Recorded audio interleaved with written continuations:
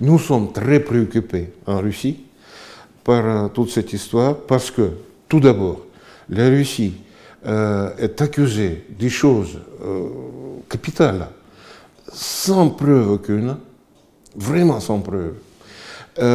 Et cela est fait d'une manière très agressive,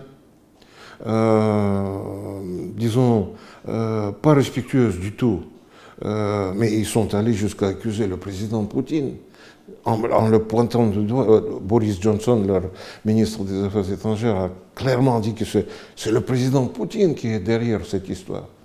Mais je vous dis, le président Poutine ne mange pas, ne dort pas, ne se repose plus. Il ne fait que manipuler quelque chose autour de l'affaire Skripal. Mais est-ce que vous avez vraiment une logique?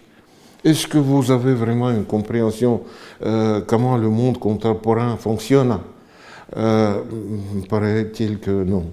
Deuxième chose, ils nous ont accusé même pas de tuer Skripal ou d'essayer de le tuer, mais ils disent que bon, la Russie a prouvé à tout le monde qu'il possède toujours de l'arme chimique, qu'elle a sauvegardé une partie de son arsenal, qui officiellement devrait être détruit.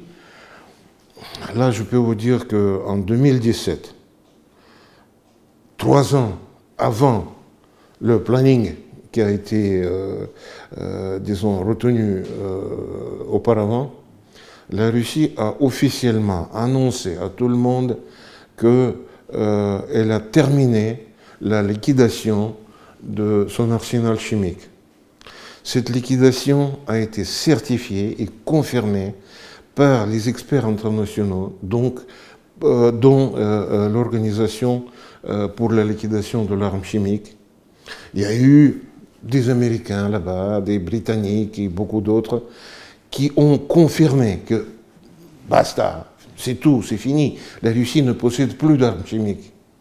Et nous confirmons haut et fort que ce n'était pas le coup de théâtre monté, c'était juste l'information de l'opinion publique internationale de la liquidation totale, définitive de notre arsenal. On s'est désarmé, en quelque sorte, dans ce domaine. On ne possède plus d'armes chimiques. Bon, il est essentiel de le connaître et de le tenir, disons, dans les têtes quand on essaie de comprendre la situation. Ce qui est important encore, nous n'avions pas vraiment de motif. Oui, il était espion, double agent, depuis beaucoup d'années. Il a purgé sa peine, il a été jugé, purgé sa peine, il a été échangé avec l'Occident. Donc il n'y a pas de problème. Il a même sauvegardé sa citoyenneté russe. Sa fille, bien sûr, elle est citoyenne russe. Et ça nous inquiète encore plus parce qu'il y a un malheur qui est arrivé à 2 citoyens russes sur les territoires étrangers. Et nous ne sommes pas en mesure de connaître ce qui s'est passé réellement. Nous n'avons pas d'accès à ces gens.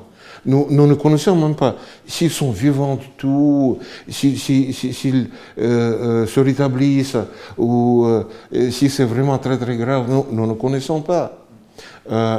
L'accès, même l'accès consulaire pour le soutien le plus élémentaire prévu par les normes de la loi internationale nous est interdit.